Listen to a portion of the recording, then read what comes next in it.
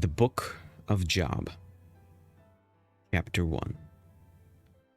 There was a man in the land of Uz, whose name was Job, and that man was perfect and upright, and one that feared God, and eschewed evil. And there were born unto him 7 sons and 3 daughters. His substance also was 7,000 sheep, and 3,000 camels, and 500 yoke of oxen, and 500 she-asses, and a very great household, so that this man was the greatest of all the men of the east. And his sons went and feasted in their houses, every one his day, and sent and called for their 3 sisters to eat and drink with them. And it was so, when the days of their feasting were gone about, that Job sent and sanctified them, and rose up early in the morning, and offered burnt offerings according to the number of them all. For Job said, It may be that my sons have sinned, and cursed God in their hearts. Thus did Job continually. Now there was a day when the sons of God came to present themselves before the Lord, and Satan came and also among them. And the Lord said unto Satan, Whence comest thou? Then Satan answered the Lord and said, From going to and fro in the earth, and from walking up and down in it. And the Lord said unto Satan, Hast thou considered my servant Job, that there is none like him in the earth, a perfect and an upright man, one that feareth God, and escheweth evil? Then Satan answered the Lord, and said, Doth Job fear God for naught? Hast not thou made an hedge about him, and about his house, and about all that he hath on every side? Thou hast blessed the work of his hands, and his substance is increased in the land. But put forth thine hand now, and touch all that he hath, and he will curse thee to thy face. And the Lord said unto Satan, Behold, all that he hath is in thy power, only upon himself put not forth thine hand. So Satan went forth from the presence of the Lord. And there was a day when his sons and his daughters were eating and drinking wine in their eldest brother's house. And there came a messenger unto Job, and said, The oxen were plowing, and the asses feeding beside them, and the Sabeans fell upon them, and took them away. Yea, they have slain the servants with the edge of the sword, and I only am escaped alone to tell thee. While he was yet speaking, there came also another, and said, The fire of God is fallen from heaven, and hath burned up the sheep, and the servants, and consumed them, and I only am escaped alone to tell thee. While he was yet speaking, there came also another, and said, The Chaldeans made out 3 bands, and fell upon the camels, and have carried them away. Yea, and slain the servants with the edge of the sword, and I only am escaped alone to tell thee. While he was yet speaking, there came also another, and said, Thy sons and thy daughters were eating and drinking wine in their eldest brother's house. And behold, there came a great wind from the wilderness, and smote the 4 corners of the house, and it fell upon the young men, and they are dead. And I only am escaped alone to tell thee. Then Job arose, and rent his mantle, and shaved his head, and fell down upon the ground, and worshipped, and said, Naked came I out of my mother's womb, and naked shall I return thither. The Lord gave, and the Lord hath taken away. Blessed be the name of the Lord. And now this Job sinned not, nor charged God foolishly. Chapter 2. Again, there was a day when the sons of God came to present themselves before the Lord, and Satan came also among them to present himself before the Lord. And the Lord said unto Satan, From whence comest thou? And Satan answered the Lord and said, From going to and fro in the earth, and from walking up and down in it.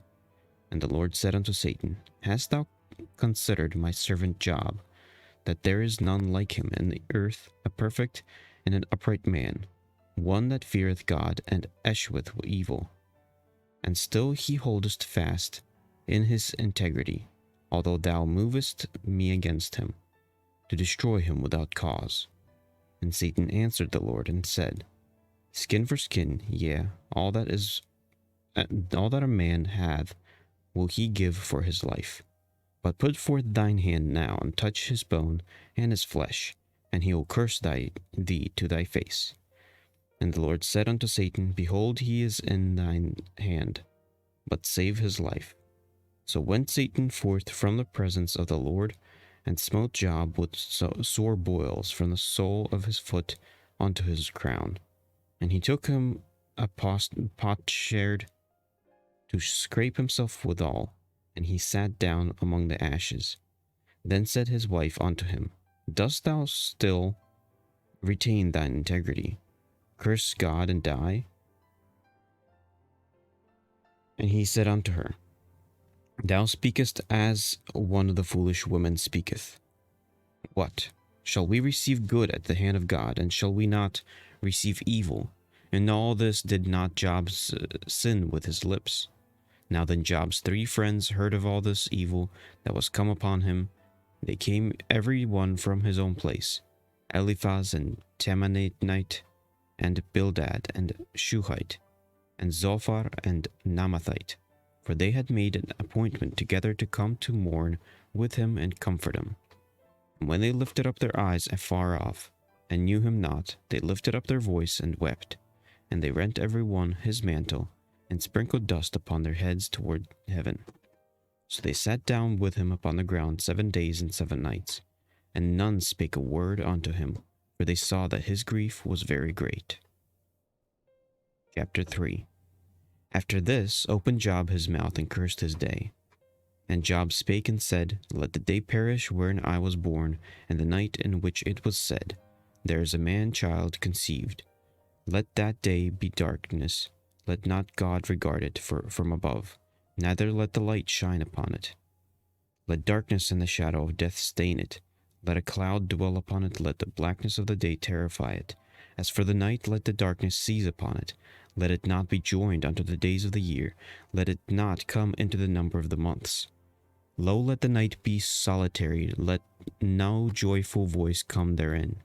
Let them curse it that curse the day, who are ready to raise up their mourning. Let the stars of the twilight there be dark. Let it look for light, but have none. Neither let it see the dawning of the day, because it shut not up in the doors of my mother's womb, nor hid sorrow from mine eyes. Why died I not from the womb? Why did I not give up the ghost when I came out of the belly? Why did the knees prevent me, or why is the breasts that I should suck? For now should I have lain still and be quiet. I should have slept then had I been at rest.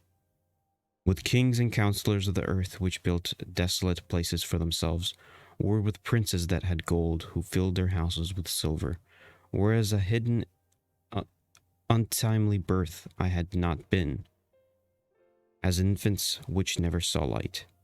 There the wicked cease from troubling, and there the weary be at rest. There the prisoners rest together. They hear not the voices of their oppressors. The small and the great are there, and the servant is free from his master.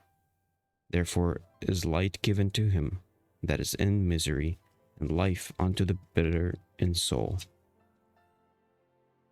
which long for death, but it cometh not, and dig for it more than for hid treasures, which rejoice exceedingly and are glad, where they can find the grave. Why is light given a man whose way is hidden, in whom God hath hedged it? For my sight cometh before I eat, and my roaring are poured out like waters. For the thing which I greatly feared is come upon me, and that which I was afraid of is come unto me. I was not in safety, neither had I rest, neither was I quiet, yet trouble came. Chapter 4. Then Eliphaz the Temanite answered and said, If we essay to commune with thee, wilt thou be grieved? But who can withhold himself from speaking? Behold, thou hast instructed many, and thou hast strengthened the weak hands. Thy words have upholden him that was falling, and thou hast strengthened the feeble knees. And now it is come upon thee, and thou faintest, it toucheth thee, and thou art troubled.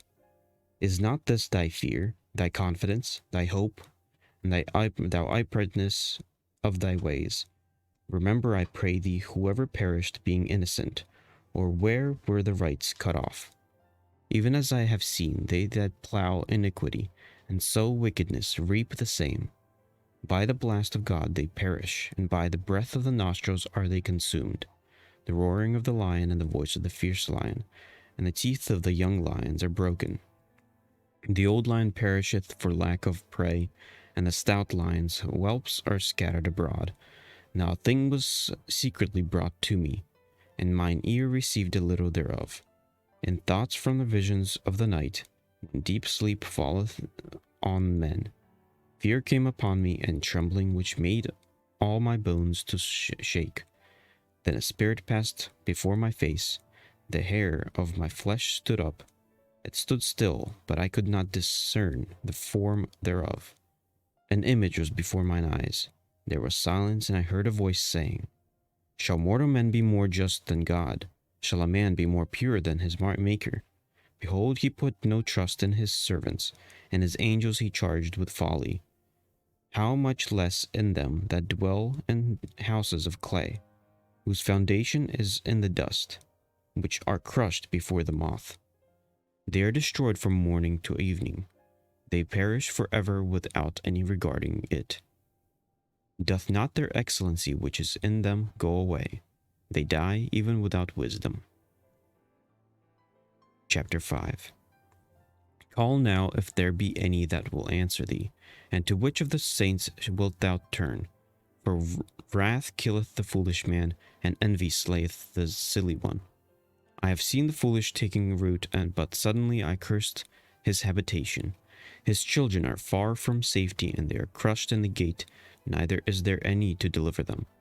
Whose harvest the hungry eateth up, and taketh it even out of the thorns of the robber, swalloweth up their substance. Although affliction cometh not forth of the dust, neither doth trouble spring out of the ground. Yet man is born unto trouble. As the sparks fly upward, I would seek unto God, and unto God would I commit my cause, which doth great things and unsearchable, marvelous things without number, who giveth rain upon the earth, and sendeth waters upon the fields, to set up on high those that be low, that those which mourn may be exalted to safety. He disappointeth the devices of the crafty, so that their hands cannot perform their enterprise. He taketh the wise in their own craftiness, and the counsel of the forward is carried headlong. They meet with darkness in the daytime, and grope in the noondays as in the night. And he saveth the poor from the sword, from their mouth, and from the hand of the mighty.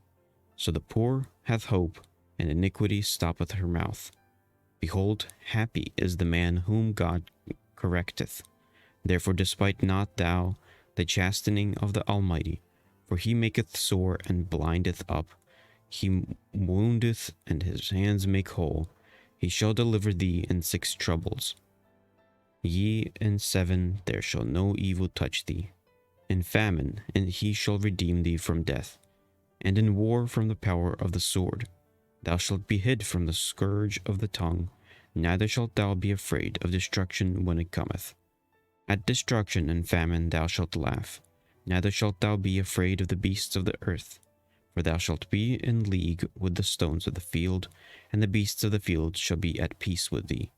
And thou shalt know that thy tabernacle shall be in peace, and thou shalt visit thy habitation, and shalt not sin. Thou shalt know also that thy seed shall be great, and thine offspring as the grass of the earth. Thou shalt come to thy grave in a full age, like a shock of corn cometh in his season. Lo, this, we have searched it, so it is, hear it, and know thou it for thy good.